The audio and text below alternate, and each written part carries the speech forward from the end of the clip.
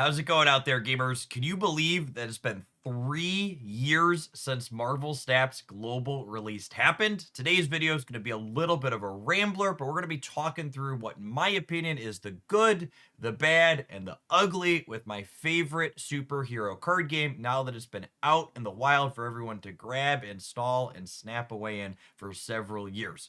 Because I'm going to be talking a little bit, I decided to put some flash up on the screen here. It seemed only fitting to showcase one of my favorite archetypes in the history of the game, Bounce, as some background visual for today's discussion. And Bounce honestly ties into one of my first points that I think is excellent about Marvel Snap in its current state 3 years in. That is the state of the game balance.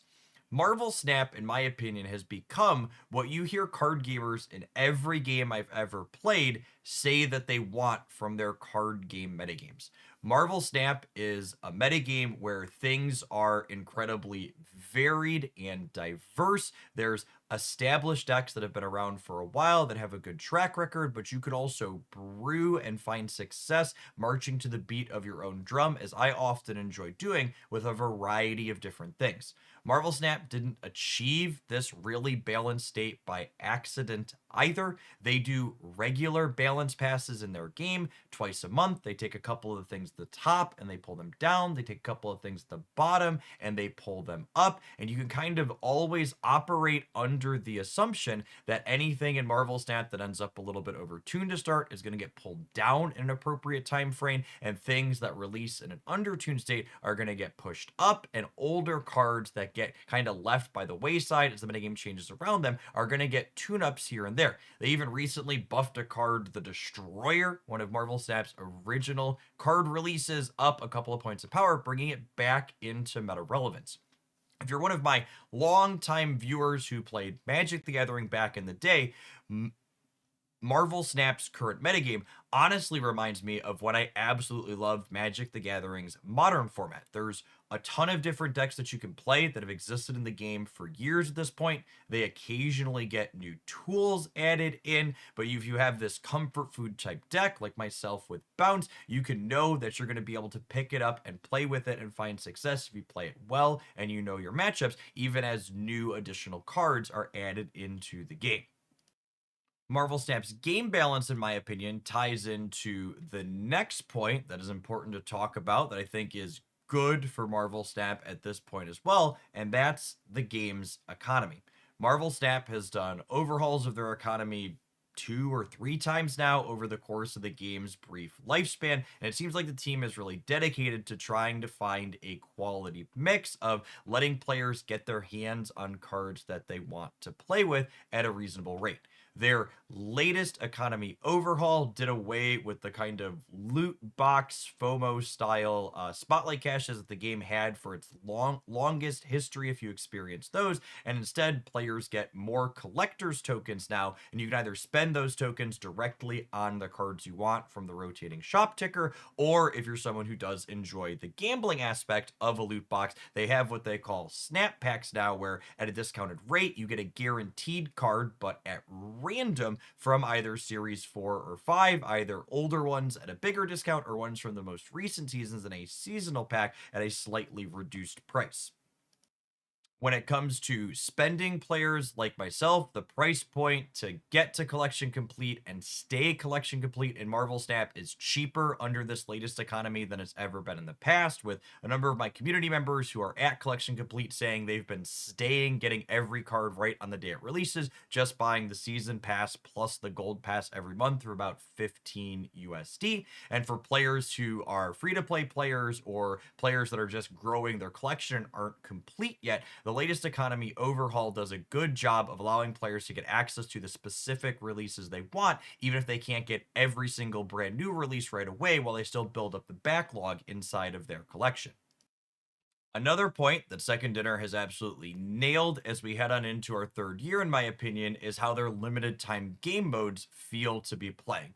Our first couple iterations of limited time game modes in Marvel Snap, I think, definitely left a lot to be desired. The initial launch of Deadpool's Diner and even High Voltage, that was better received, really didn't feel meaningful and tactical and interesting.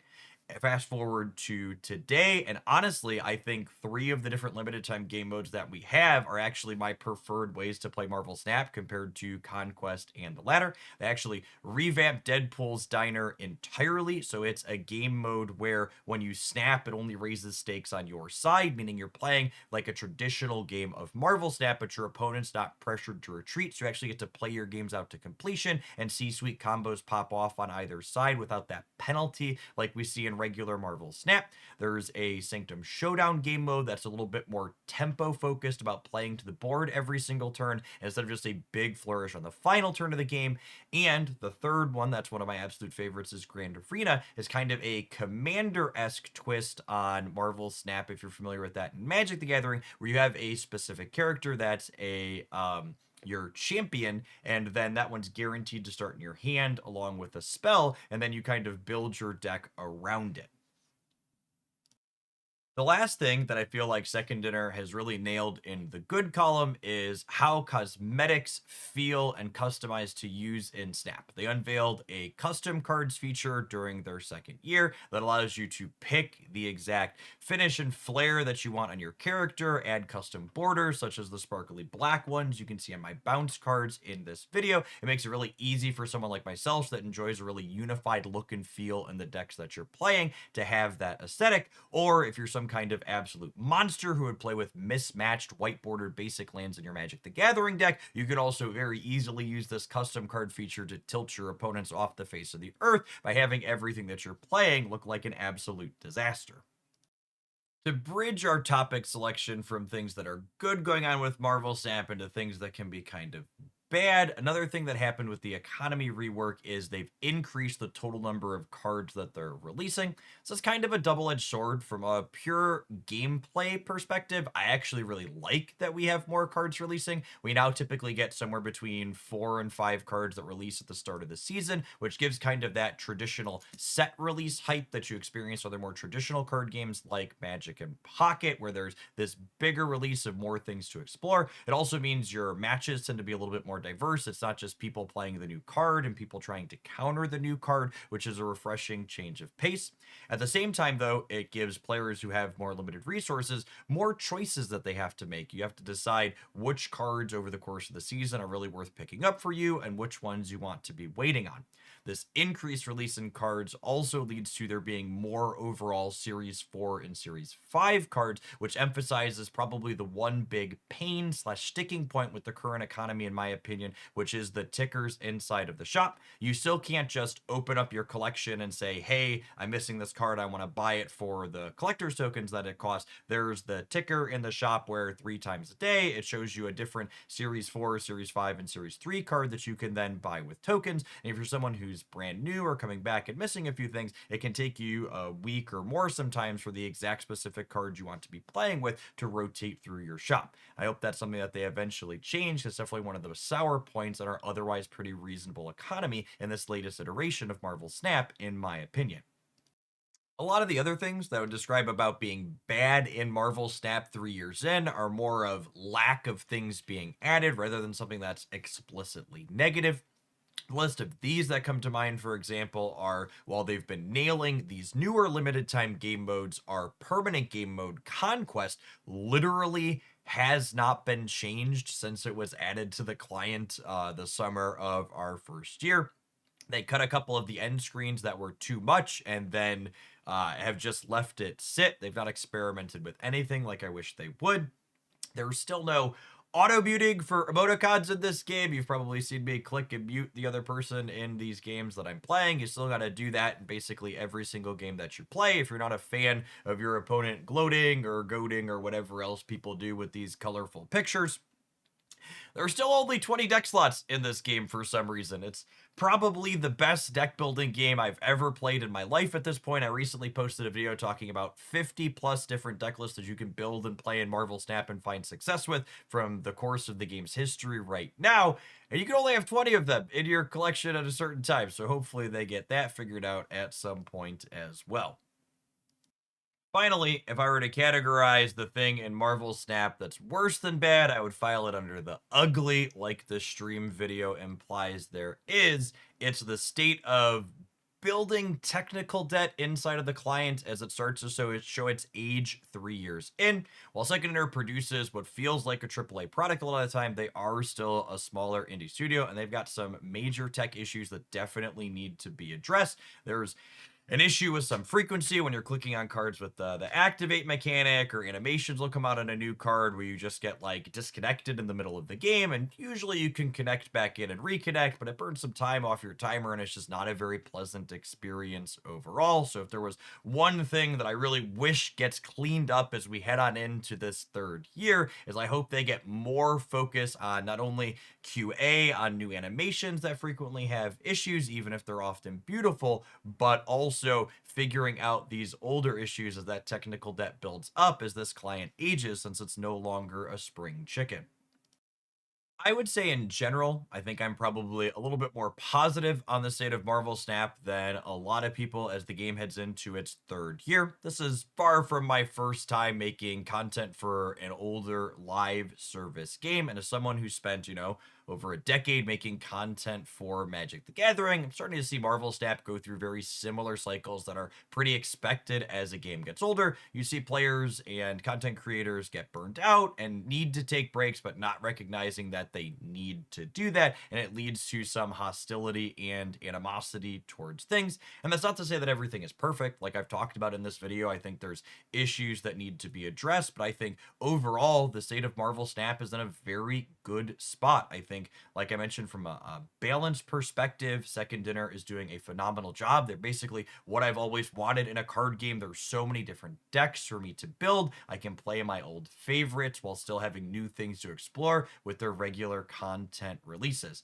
I also think, from my experience, both interacting with Second Dinner in private and public communications and seeing how they treat the game, their focus on reiterating on the economy to really try and get it right, Marvel Snap feels like a game that they're in it for the long haul. You see bitter comments from people occasionally where they're like, Second Dinner's just trying to cut and run or like move on to their next game, because they are working on a second project behind the scenes. But you don't do things like completely overhaul the economy on a game like this if you're interested in just cashing out what you can in the short term.